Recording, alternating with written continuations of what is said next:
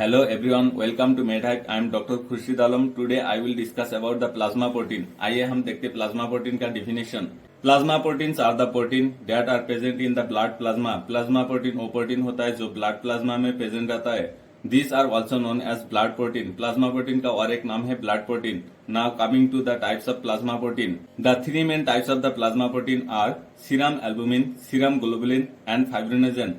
Serum albumin contain 55% of the total plasma protein. Serum globulin contain 38% of the total plasma protein, and fibrinogen contain only 7% of the total plasma protein. Serum globulin का और types होता है, आइए देखते हैं. Serum globulin has three types: alpha globulin, beta globulin and gamma globulin. Alpha globulin का दो form रहता है, alpha 1 and alpha 2. Beta globulin का दो फॉर्म रहता है, beta 1 and beta 2. Gamma globulin का दो फॉर्म रहता है, gamma 1 and gamma 2. Now coming to the normal value of the plasma protein. The normal range of the plasma protein in an adult human is around 7.3 gram per decilitre.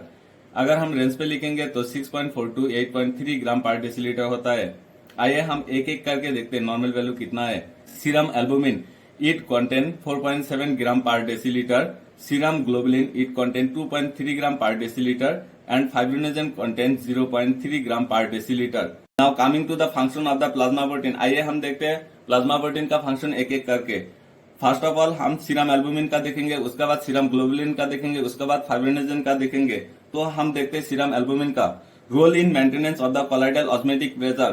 Serum albumin is responsible for the maintenance of the colloidal osmotic pressure, and colloidal osmotic pressure is responsible for the movement of the fluid from higher osmotic pressure to the lower osmotic pressure. आइए हम example के साथ देखते हैं. Suppose एक blood capillary है, इधर एक टिश्यू है और इधर और एक टिश्यू है.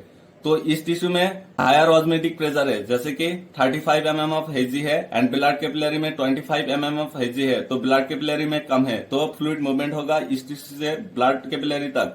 एंड अगर ब्लड कैपिलरी में ज्यादा है और अनदर एक टिश्यू है उसमें कम है, तो ब्लड कैपिलरी से फ्लूइड मूवमेंट होगा इस टिश्यू तक. Now coming to the serum globulin. आइए हम सीरम ग्लोबुलिन का फंक्शन देखते हैं. Gamma globulin plays an important role in defence mechanism of the body by acting as an antibody. Gamma globulin जो होता है वो एंटीबॉडी की तरह काम करता है और वो बैक्टीरिया वायरस को मार देते हैं जो हमारा बॉडी का अगेंस्ट होता है. Now coming to the fibrinogen. Role in coagulation of blood. Fibrinogen is responsible for coagulation of blood. Means fibrinogen fibrin में कन्वर्ट होकर स्ट्रॉन्ग क्लोट फॉर्म करता है और ब्लीडिंग रुकता है. Serum albumin, alpha globulin and beta globulin are responsible for transport of the hormone, enzyme, etc. Serum albumin, alpha globulin and beta globulin जो होता है वो रिस्पॉन्सिबल होता है ट्रांसपोर्ट करने के लिए hormone, enzyme and other substances. देखते हैं नेक्स्ट पॉइंट क्या लिखा हुआ है. Specially alpha and beta globulin are responsible for transport of metal like iron and copper in the blood. जो अल्फा एंड बीटा ग्लोबुलिन होता है वो ट्रांसपोर्ट करता है metal like iron and copper, किधर, हमारा ब्लड में. लास्ट पॉइंट क्या लिखा हुआ है देखते हैं. Serum globulin and fibrinogen are responsible for erythrocyte sedimentation rate by accelerating the rouleaux formation of RBC.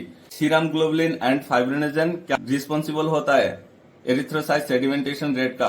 कैसे, जैसे कि एक आरबीसी के ऊपर और एक आरबीसी रख के रोलेक्स फॉर्म होता है, वो एरिथ्रोसाइट सेडिमेंटेशन रेट को एक्सिलरेट करता है. Thank you.